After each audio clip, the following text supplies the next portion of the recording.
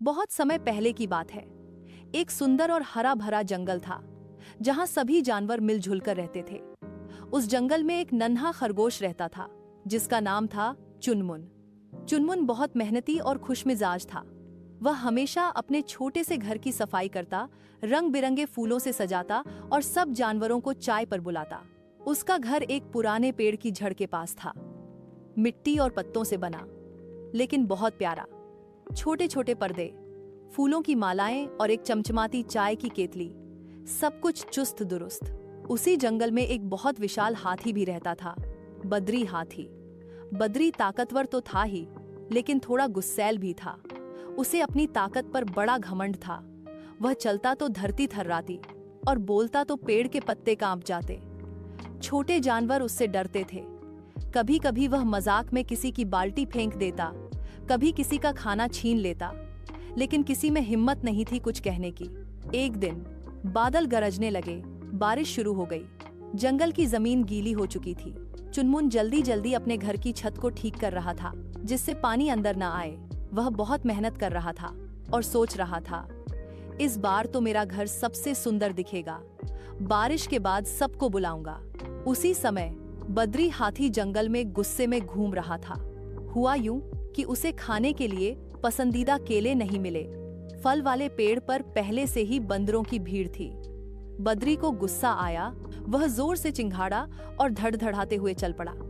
उसका भारी शरीर जब चलता तो जमीन कांपती। बद्री चल रहा था और देखते देखते उसने अपना रास्ता बदल दिया। वह सीधा उस जगह की ओर जा रहा था जहां चुनमुन का प्यारा सा घर था। चुनमुन को पता ही नहीं चला कि खतरा उसके सिर पर मंडरा रहा है। वो तो घर की छत पर खड़ा होकर कुछ पत्तों को बांध रहा था।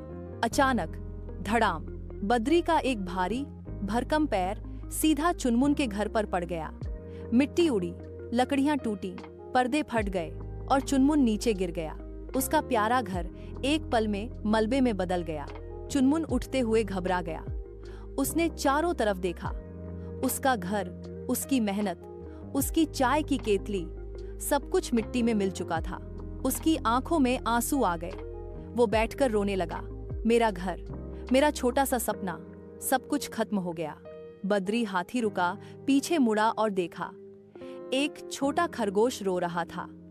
घर टूटा पड़ा था। बद्री को पहले तो कुछ खास एहसास नहीं हुआ। उसने सोचा, अरे ये तो एक छोटा सा घर था, इसमें इतना दुख क्यों? उसने गुस्से से कहा, ओए छोटू, रो क्यों रहा है? तू तो जिंदा है ना? चल हट रास्ते से। चुनमुन ने आंसू पोंछे और धीरे से कहा, यह मेरा घर था, आपने उसे कुचल दिया। क्या इतना भी महसूस नहीं होता कि किसी की मेहनत बर्बाद हो गई? बद्री कुछ पल के लिए चुप हो गया। शायद पहली बार किसी ने उसकी आंखों में देखकर ऐसा कहा था। बाकी जानवर धीरे धीरे वहां आ गए थे। लोमड़ी, बंदर, हिरण, तोता, सबने देखा कि चुन्नू का घर पूरी तरह से टूट चुका है।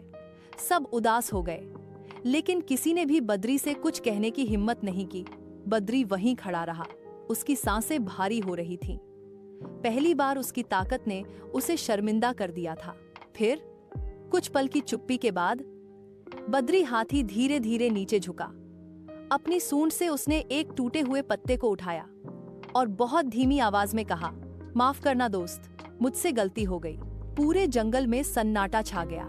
इतना बड़ा हाथी इतने प्यार से सॉरी कह रहा था। चुनमुन की आंखें भर आईं। वो कुछ नहीं बोल पाया, लेकिन जंगल के बाकी जानवरों ने मुस्कुराना शुरू किया। बद्री हाथी ने एक कदम और आगे बढ़ाया। उसने कहा, अब ये गलती मैं ठीक करूंगा। मैं तुम्हारा घर फिर से बनाऊंगा, और इस बार पहले से भी सुंदर। उस दिन से बद्री ने चुनमुन के साथ मिलकर काम करना शुरू किया। वह बड़े बड़े पेड़ों से मजबूत लकड़ियां लाया, फूलों के नए पौधे लाया और अपनी सूंड से मिट्टी उठाकर दीवार बनाई। उसने रंगीन पत्तों से छत सजाई और अपने दोस्त बंदर से छोटी लालटेनें भी मंगवाई। पूरा जंगल एक साथ चुनमुन का नया घर बनाने में लग गया। और जब घर पूरा हुआ, वह पहले से भी सुंदर, मजबूत और चमकदार था। उसी शाम जंगल में एक छोटी सी पार्टी हुई। सब जानवर आए। चुनमुन ने अपनी चमचमाती केतली से सबको चाय पिलाई और कहा, गलती सबसे होती है, पर माफी मांगना और उसे सुधारना, यही सच्चा दिल दिखाता है। बद्री हाथी मुस्कुराया। अब वह पहले से शांत हो गया था। उसने सीखा कि सच्ची ताकत केवल शरीर में नहीं, दिल में होती है। और जंगल के हर छोटे बड़े जानवर ने उस दिन एक नया सबक सीखा। माफी मांगना कमजोरी नहीं, बहादुरी है। तो बच्चों, इस कहानी से क्या सीखा आपने? सॉरी एक छोटा शब्द है, लेकिन इसमें बड़े बड़ों की ताकत होती है। गलती हो जाना स्वाभाविक है, लेकिन उसे सुधारने की भावना ही इंसान या जानवर को महान बनाती है। अगर आपको हमारी कहानी पसंद आई हो तो वीडियो को लाइक करना मत भूलना।